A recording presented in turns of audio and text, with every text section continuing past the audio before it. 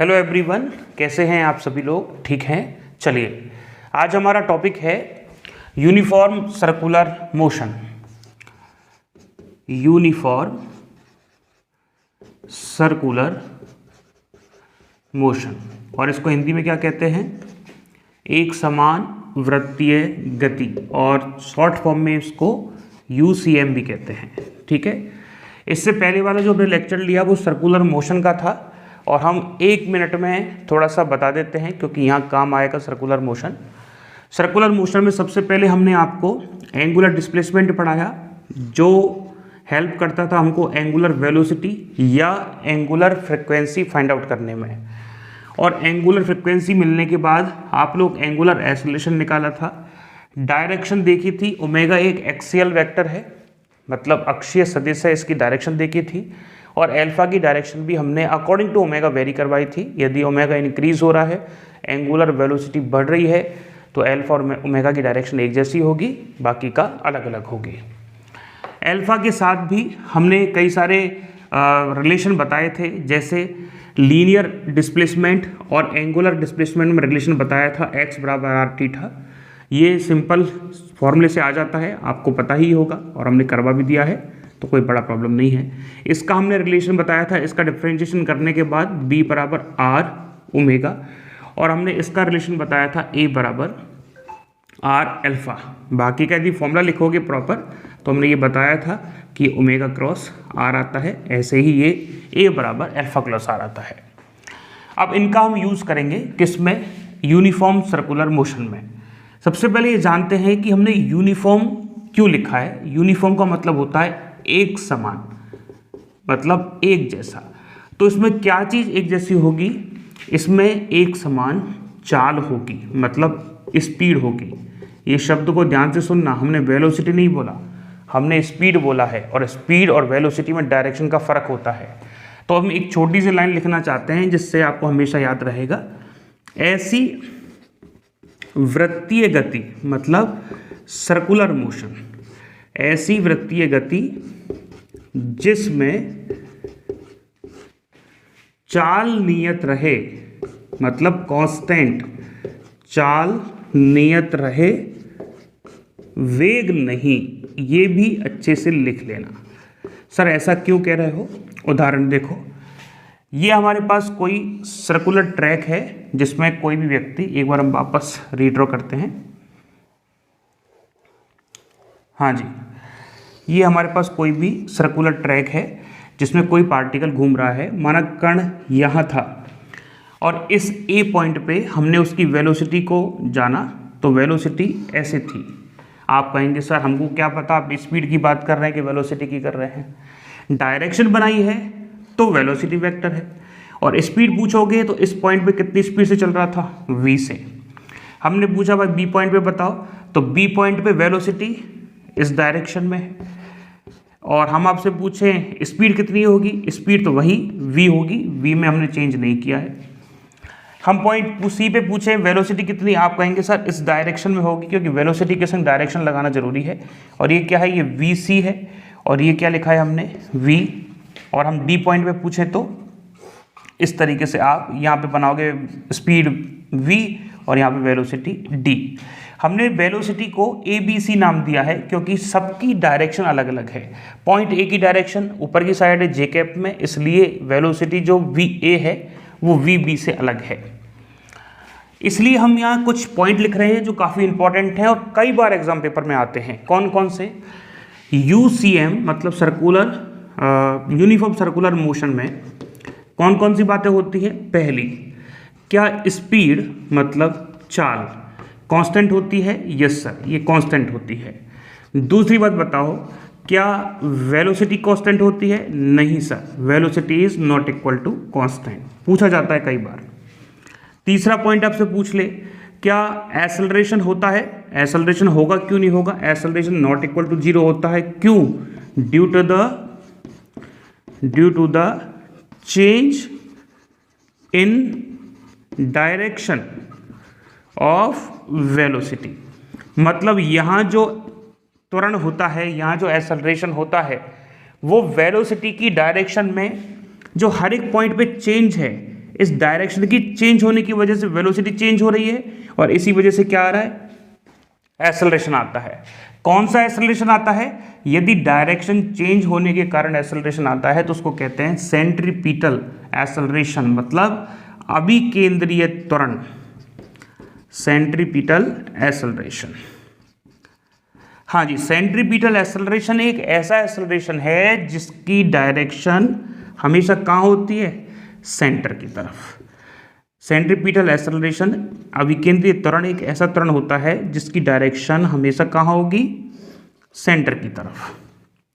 ठीक है, ओके। चलिए इसके वैल्यू की भी बात करेंगे। आपसे पूछा, क्या पूछा, सर काइनेटिक एनर्जी कांस्टेंट है या नहीं है? हम कहेंगे सर काइनेटिक एनर्जी होती क्या है? काइनेटिक एनर्जी होती है ½mv²। तो यहाँ डायरेक्शन नहीं आती, यहाँ केवल स्पीड आती है। चाहो तो इसको डिटेल में ऐसे भी लिख सकते हो, 1/2m b vector dot b vector. इसका मतलब स्केलर क्वांटिटी है तो डायरेक्शन का यूज है ही नहीं। और पूरे सर्कुलर ट्रैक पर जब यूसीएम हो रही है, यूनिफॉर्म चाल से गति हो रही है, तो हम क्या कहेंगे कि काइनेटिक एनर्जी में जो चाल है वो नहीं बदलेगी। इसका मतलब काइनेटिक एनर्जी कैसी रहेगी, कांस्टेंट। अच्छा, काइनेटिक एनर्जी कांस्टेंट रहेगी तो चेंज इन काइनेटिक एनर्जी कितना, 0। और सोचो जब काइनेटिक एनर्जी में ही चेंज नहीं हो रहा है तो किया गया कार्य भी कितना, 0। कार्य दो तरीके के 0 है। एक आपने पढ़ी होगी कभी, हालांकि हम तो अभी ये पढ़ाएंगे, आपने पढ़ा होगा एक वर्क एनर्जी थ्योरम, कार्य ऊर्जा प्रमेय, जिसमें कहा जाता है कि जो वर्क होता है वो होता है चेंज इन काइनेटिक एनर्जी, ये वर्क होता है। अब हर एक पॉइंट पे स्पीड कितनी है, v, हर एक पॉइंट पे स्पीड कितनी है, v, तो काइनेटिक एनर्जी में कोई चेंज नहीं है। इसका मतलब किया गया कार्य 0।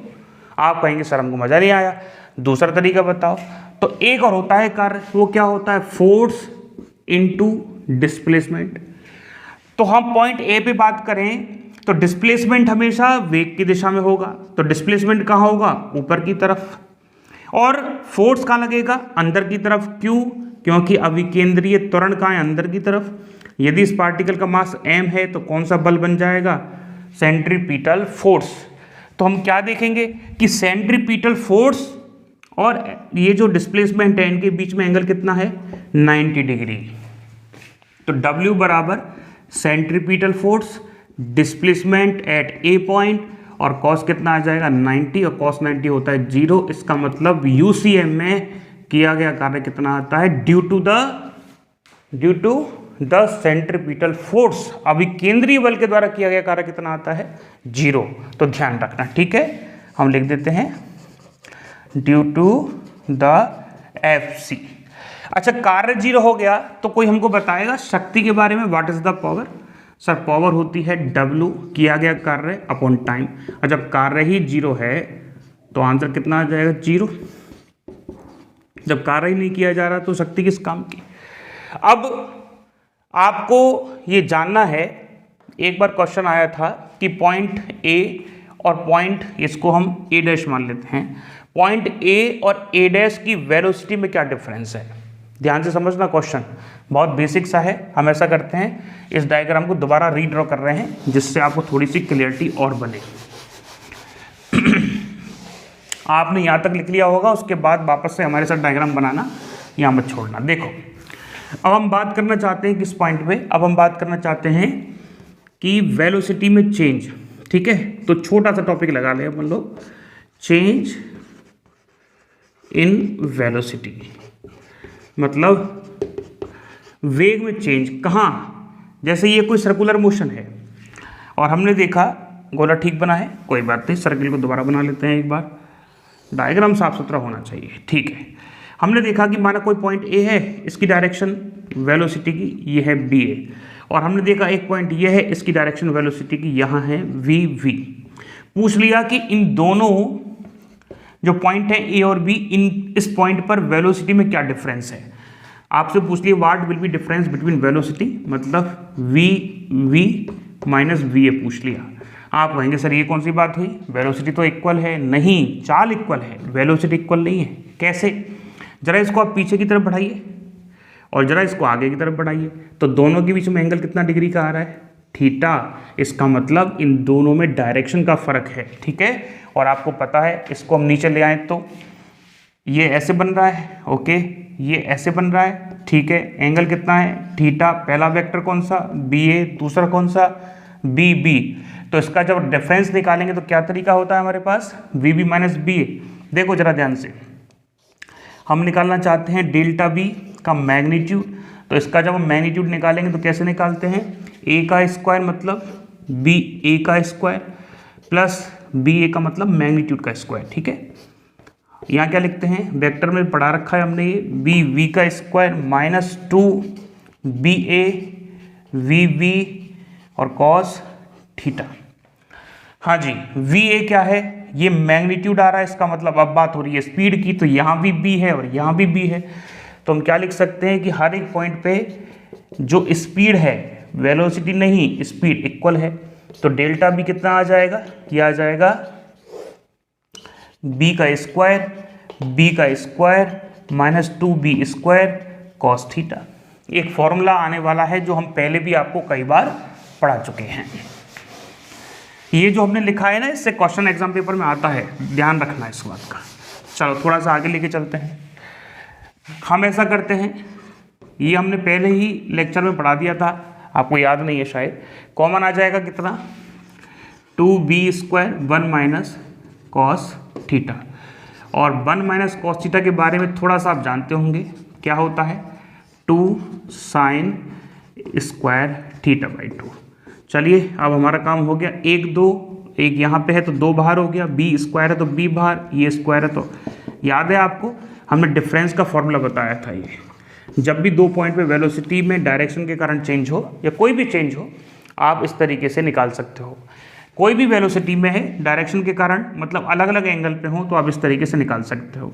केवल वेलोसिटी के लिए नहीं है, आप चाहो सर हम तो डिस्प्लेसमेंट निकालना चाहते हैं सर्कुलर मोशन में, तो आप डिस्प्लेसमेंट ऐसे करके निकाल सकते हैं।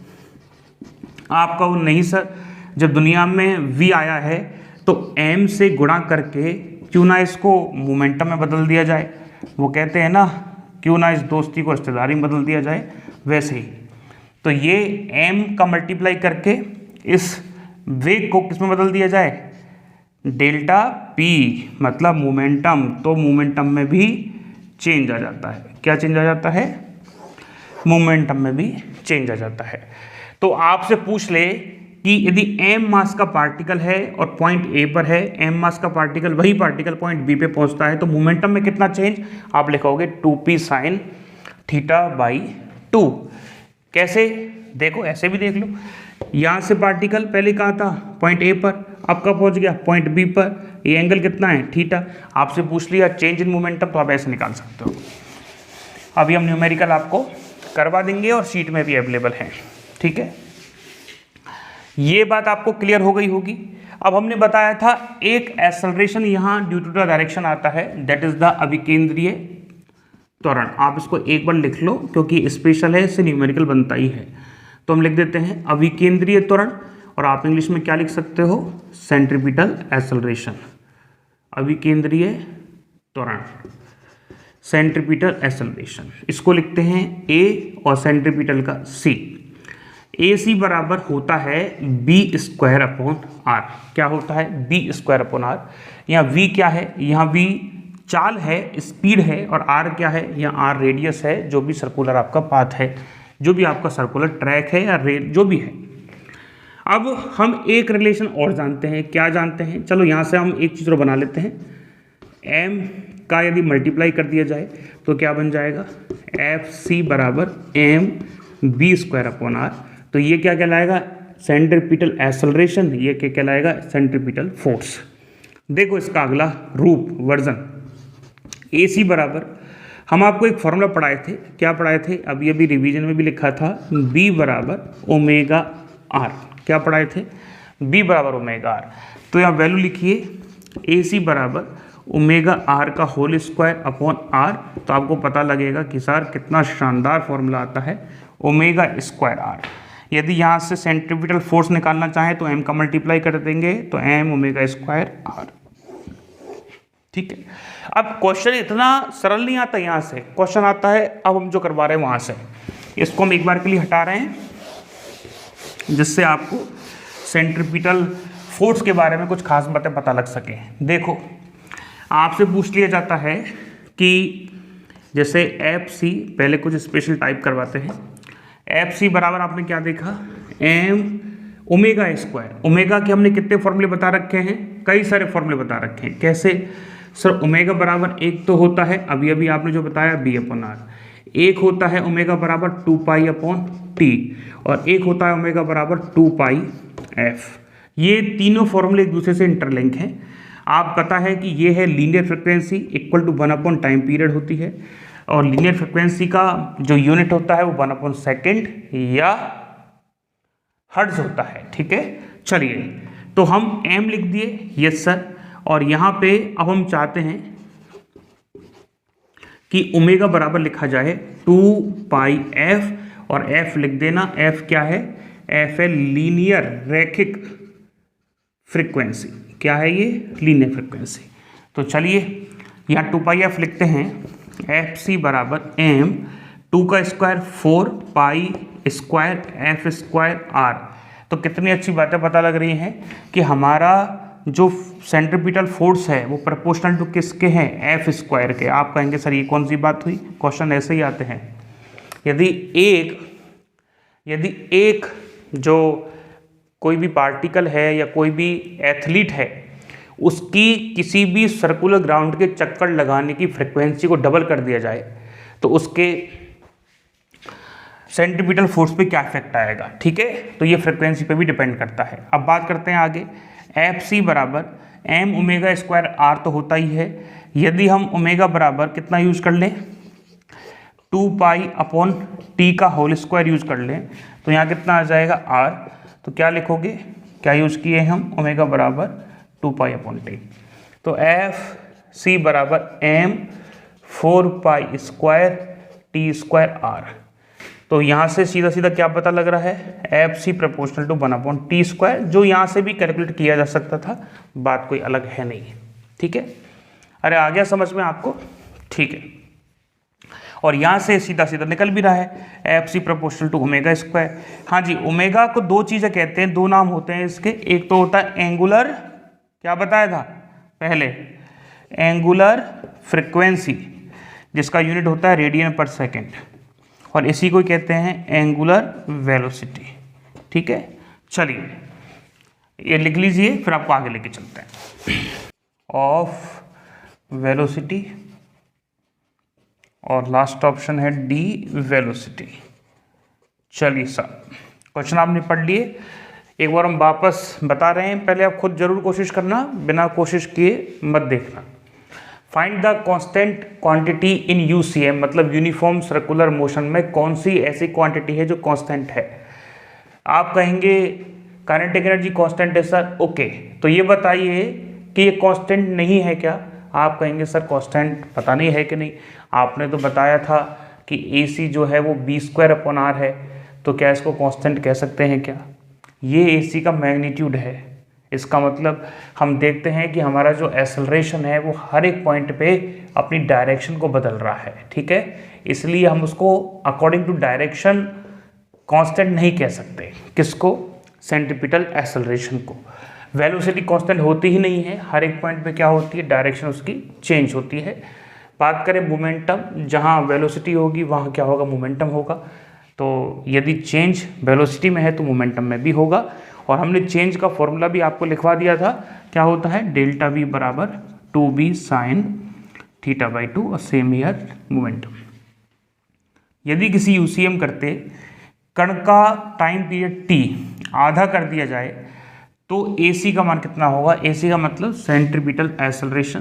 तो हम पूरा फॉर्मूला लिखेंगे ओमेगा स्क्वायर आर। यहाँ हम m नहीं लिखेंगे, क्योंकि m लिखेंगे तो वो फोर्स हो जाएगा, इसलिए हमने ओमेगा स्क्वायर आर लिखा है, क्योंकि ये एक्सेलरेशन है। अब इसको हमको टाइम पीरियड के फॉर्मेट में तैयार करना है, तो ओमेगा बराबर क्या पढ़ाया था, 2 पाई अपॉन टी, और AC बराबर क्या पढ़ाया था, ओमेगा का स्क्वायर, तो 4π² तो AC प्रोपोर्शनल टू 1/t का स्क्वायर। उसने क्या कहा है, आवर्तकाल को आधा कर दिया गया है तो t/2 कर दिया है, ठीक है, तो 2 पर आ जाएगा, तो इसका मतलब 1/4t² हो जाएगा, और ये जो है 4 टाइम्स इंक्रीज होगा, ठीक है। अब वो क्वेश्चन ऐसे भी पूछ सकता था, यदि किसी UCM करते कण का आवर्तकाल t आधा कर दिया जाए, तो इसकी जगह पूछ सकता था फ्रिक्वेंसी को डबल कर दिया जाए, ठीक है। तो उस केस में भी यही होता, कैसे, क्योंकि यहाँ जो AC आपने पढ़ा है वो ω² पढ़ा है, और ओमेगा क्या होता है 2πf² इंटू r, तो यहाँ 4π² अब फ्रिक्वेंसी को क्या कर रहा है, वो डबल कर रहा है, तो आप क्या लिखेंगे AC डैश बराबर 4π², यहाँ आ जाएगा 2fr, तो बस 4 टाइम्स आ जाएगा, बाकी का तो AC आ जाएगा। ये लो जी ऐसे, और सेम हमने ऐसे किया यहाँ पे, ठीक है। चलिए एक क्वेश्चन और है छोटा सा, यूनिफॉर्म सर्कुलर मोशन में कांस्टेंट क्वांटिटी नहीं है, यूनिफॉर्म सर्कुलर मोशन हो रही है, उसमें से कौन सी ऐसी फिजिकल क्वांटिटी है जो कांस्टेंट नहीं होती है? स्पीड कांस्टेंट होती है क्या? हाँ सर कांस्टेंट होती है। काइनेटिक एनर्जी कांस्टेंट है क्या? Yes sir. Magnitude of velocity constant होता है क्या? यस सर, क्योंकि मैग्नीट्यूड ऑफ वेलोसिटी स्पीड ही तो होती है, तो ये भी कांस्टेंट होता है। कौन सा कांस्टेंट नहीं है? वेलोसिटी, क्योंकि हर एक पॉइंट पे डायरेक्शन चेंज करता है। तो इस तरीके से कुछ छोटे छोटे सवाल आ सकते हैं। अब हम चलते हैं नॉन यूनिफॉर्म सर्कुलर मोशन पर। यूसीएम के कुछ एग्जाम्पल देखो, हम किसके एग्जाम्पल बता रहे हैं आपको? एग्जाम्पल ऑफ यूसीएम मतलब यूनिफॉर्म सर्कुलर मोशन के एग्जाम्पल। यूनिफॉर्म सर्कुलर मोशन के जो एग्जाम्पल हैं उसमें पहला आता है ग्रेविटेशनल फोर्स, है जी, या ग्रेविटेशनल सर्कुलर मोशन। ये क्या लिख दिया सर? ऐसी मोशन जो ग्रेविटेशनल फोर्स या गुरुत्वीय बल के प्रभाव में हो रही है। जैसे हम जानते हैं कि यदि ये सन है, क्या है ये सन, तो इसके चारों ओर कौन रिवॉल्व कर रहा है, कौन घूम रहा है? अर्थ घूम रही है। तो अर्थ जो है सन के चारों ओर घूम रही है क्योंकि एक फोर्स जो है अंदर की तरफ लगा हुआ है। अब कई सारे बच्चों को ये कन्फ्यूजन रहता है कि सर ये जो अर्थ आपने बनाई है और अर्थ पे जो फोर्स लग रहा है अंदर की तरफ, उसको सेंट्रीपिटल फोर्स कहें या उसको ग्रेविटेशनल फोर्स कहें। सोचो, यदि पृथ्वी सूरज के चारों ओर घूम रही है तो किस फोर्स की वजह से? हमारा यूसीएम कहता है कि कोई भी वस्तु यदि घूमती है तो उसके लिए एक ही फोर्स जिम्मेदार है, वह है सेंट्रीपिटल फोर्स। और हमने किताबों में पढ़ा है कि पृथ्वी जो है सूरज के चारों ओर घूमती है ग्रेविटेशनल फोर्स की वजह से। ऐसा क्यों? दूसरा एग्जाम्पल जो हम लेने वाले हैं जो काफ़ी इंपॉर्टेंट है कि यदि कोई भी नाभिक है और एटम के अंदर कोई भी नाभिक है और नाभिक के चारों ओर कौन चक्कर लगाता है? इलेक्ट्रॉन। तो इलेक्ट्रॉन नाभिक के चारों ओर चक्कर एसल ड्यू टू सेंट्रीपिटल फोर्स लगा रहा है या ड्यू टू इलेक्ट्रिक फोर्स लगा रहा है, कूलम फोर्स। तीसरा एग्जाम्पल भी बताइए जरा हमको कि यदि कोई भी व्यक्ति एक धागे को पकड़कर धागे से ऐसे घुमा रहा है, तो हम देख पा रहे हैं कि वो ऐसे, एक रस्सी है तो यहाँ एक कंकड़ इस तरीके से मोशन कर रहा है। तो ये जो मोशन है इसमें अंदर की तरफ लगने वाला फोर्स सेंट्रीपिटल है या टेंशन फोर्स है? कौन सा है? तो हम कहेंगे कि अंदर की तरफ जो फोर्स लगता है जिसकी वजह से सर्कुलर मोशन होती है उसे कहते हैं सेंट्रीपिटल फोर्स या अभिकेंद्रीय बल। लेकिन अभिकेंद्रीय बल लगाएगा कौन? वो आएगा कहाँ से? वो किसी न किसी सोर्स से आएगा, किसी न किसी स्रोत से आएगा। वो स्रोत कौन सा है यहाँ पे? ग्रेविटेशन, क्योंकि ये मास इस मास को, ये द्रव्यमान इस द्रव्यमान को खींच रहा है।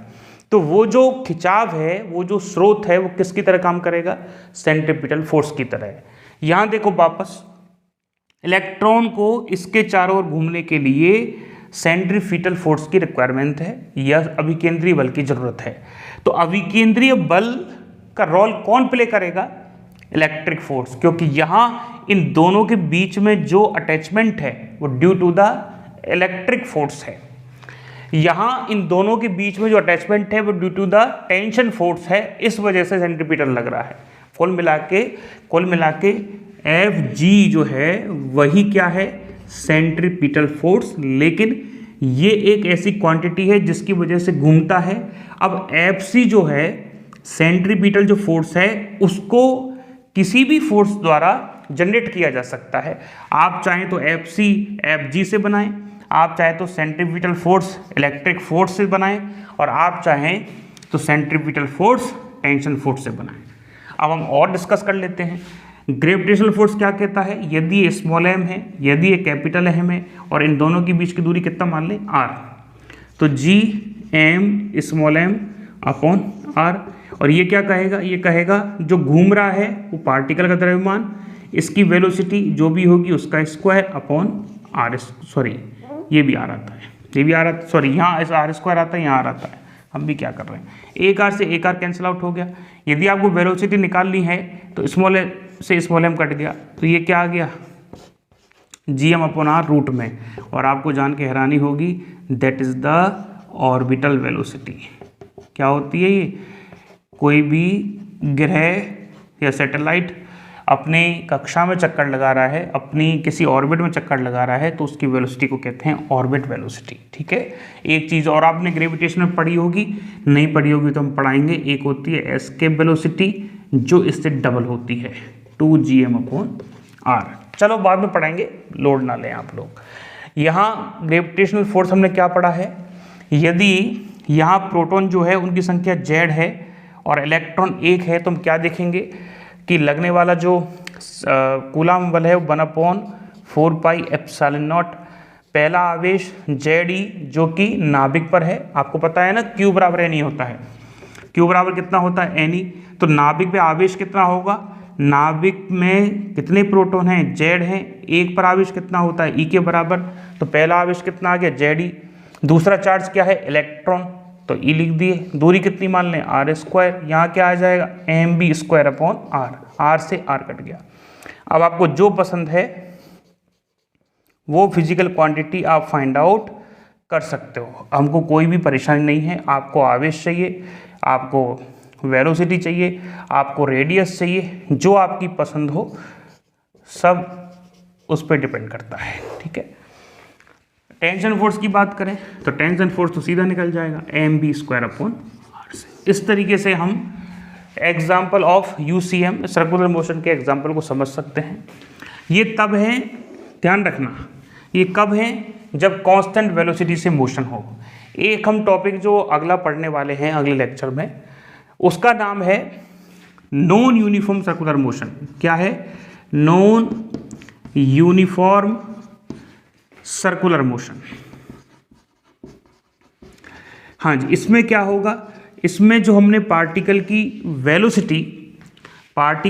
जो वेलोसिटी है वो तो चेंज होती है ड्यू टू द डायरेक्शन, लेकिन पार्टिकल की जो स्पीड है वो भी चेंज होती है। मतलब यहाँ पॉइंट ए पर पार्टिकल की स्पीड v1 मान लेते हैं और वेलोसिटी मान लेते हैं v1 वेक्टर, तो हम कोई पॉइंट b लेंगे, तो इस b पॉइंट पे जो पार्टिकल की वेलोसिटी है वो होगी v2 वेक्टर, यहाँ आ जाएगा, सॉरी स्पीड होगी v2 और वेलोसिटी होगी v2 वेक्टर। ऐसे ही इस पॉइंट पे चेक करेंगे तो v3 वेक्टर और v3। इसका मतलब क्या है, अब हम जब किसी भी सर्कुलर ट्रैक पे बाइक घुमा रहे हैं तो कभी स्पीड को बढ़ा रहे हैं, कभी घटा रहे हैं, कभी बढ़ा रहे हैं, कभी घटा रहे हैं। ठीक है, तो कहने का मतलब क्या हुआ, यहाँ सबसे इंपॉर्टेंट जो क्वेश्चन बनते हैं, जो बने हैं कई बार, वो बनते हैं एक्सेलरेशन से, क्योंकि यहाँ केवल एक एक्सेलरेशन नहीं होता, यहाँ दो एक्सेलरेशन होते हैं। पहला एक्सेलरेशन कौन सा, वही वाला due to the change in direction. कौन सा होगा, ये होगा सेंट्रीपिटल, अभिकेंद्रीय त्वरण। लेकिन इस बार स्पीड भी बदल रही है, डायरेक्शन भी बदल रही है, तो यहाँ स्पीड बदलने के कारण एक और एक्सेलरेशन आता है, that is the tangential acceleration. कौन सा, टेंजेंशियल। और एक कौन सा होता है, सेंट्रीपिटल। दोनों 90 डिग्री के एंगल पे होते हैं, इनका रिजल्टेंट हम यहाँ बनाते हैं और ये कौन कहलाता है, अल्फा। अभी हम इसका कैलकुलेशन करेंगे, ये हमारा अगला टॉपिक रहेगा डिटेल में। ये जानना कि नेट जो एक्सेलरेशन है उसकी वैल्यू AC का स्क्वायर AT का स्क्वायर होती है। UCM की बात करेंगे तो AT क्या होगा, 0 होगा।